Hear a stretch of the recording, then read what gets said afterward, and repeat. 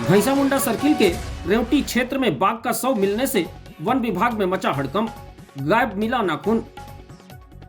छत्तीसगढ़ के सूरजपुर जिले में स्थित हुई वन परिक्षेत्र अंतर्गत कक्ष क्रमांक 705 में बाघ का शव मिलने से वन विभाग में हड़कंप मच गया है। वन विभाग फिलहाल शव बरामद कर जांच पड़ताल में जुटा हुआ है। भैंसामुंडा सर्किल के रेवटी क्षेत्र में यह शव मिला है। जंगल में मिले बाघ के शव पर चोट के स्पष्ट निशान पाए गए हैं, जबकि एक नाखून के गायब होने से शिकार या तस्करी की आशंका से इनकार नहीं किया जा सकता है। घटना स्थल से लोहे का एक हथियार भी बरामद किया गया है। प्रारंभिक जानकारी के अनुसार बाघ की मौत लगभग 3 से 4 दिन पूर्व हो चुकी थी, लेकिन इतने समय तक शव का जंगल में पड़ा रहना वन विभाग की गश्त और निगरानी व्यवस्था पर सवाल खड़े कर रहा है। नियमित गश्त, कैमरा ट्रैप और निगरानी दल की प्रभावशीलता को लेकर सवाल उठने लगे हैं। स्थानीय ग्रामीणों का कहना है कि जंगल क्षेत्र में वन अमले की उपस्थिति सीमित रहती है, जिससे असामाजिक तत्वों को गतिविधियों का अवसर मिल जाता है।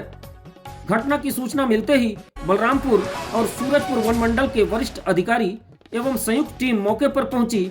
बाघ के शव को कब्जे में लेकर नियमानुसार पोस्टमार्टम की प्रक्रिया पूरी की गई है। वन विभाग का कहना है कि पोस्टमार्टम रिपोर्ट आने के बाद ही मौत के वास्तविक कारणों की पुष्टि हो सकेगी। साथ ही पूरे क्षेत्र में सघन जांच अभियान चलाया जा रहा है। दरअसल घुई वन परिक्षेत्र का बड़ा हिस्सा गुरु घासीदास तमोर पिंगला टाइगर रिजर्व के अंतर्गत आता है। इस क्षेत्र में पहले भी बाघों की आवाजाही दर्ज की जाती रही है। बताया जा रहा है कि मृत बाघ को वन विभाग के द्वारा ट्रेस नहीं किया गया था। आशंका है कि यह बाघ वाडफनगर या बिहारपुर वन परिक्षेत्र से होते हुए घुई रेंज में पहुंचा होगा। मध्य प्रदेश, छत्तीसगढ़ और झारखंड के जंगलों के बीच बाघों का मूवमेंट लगातार बना रहता है। ऐसे संवेदनशील क्षेत्र में बाघ की संदिग्ध मौत ने वन्य जीव सुरक्षा व्यवस्था पर सवाल खड़े कर दिए हैं। वन विभाग मामले को गंभीरता से लेते हुए जांच तेज कर दी है। इनका टारगेट शिकारियों को तलाश कर गिरफ्त में लेना है। शव मिलने वाले स्थल के चारों ओर लगभग 100 मीटर के दायरे को पूरी तरह प्रतिबंधित घोषित कर दिया गया है।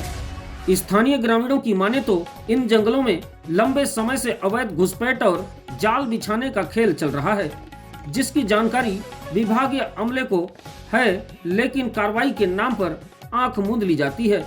अगर यह आरोप सही है तो यह सिर्फ लापरवाही नहीं बल्कि ड्यूटी में गंभीर चूक है। बाघ जैसी संरक्षित प्रजाति की मौत सीधे वन्य जीव संरक्षण अधिनियम का उल्लंघन है और इसकी जिम्मेदारी मैदानी अमले से लेकर उच्च अधिकारियों तक तय होनी चाहिए। यह सिर्फ एक बाघ की मौत नहीं है, यह वन विभाग के अफसरों की कार्यशैली, निगरानी तंत्र और जवाबदेही पर लगा सीधा आरोप है। अगर इस मामले में जिम्मेदार अधिकारियों पर कार्रवाई नहीं होती तो यह साफ संदेश जाएगा कि जंगल में बाघ नहीं बल्कि अफसरों की लापरवाही सबसे ज्यादा सुरक्षित है।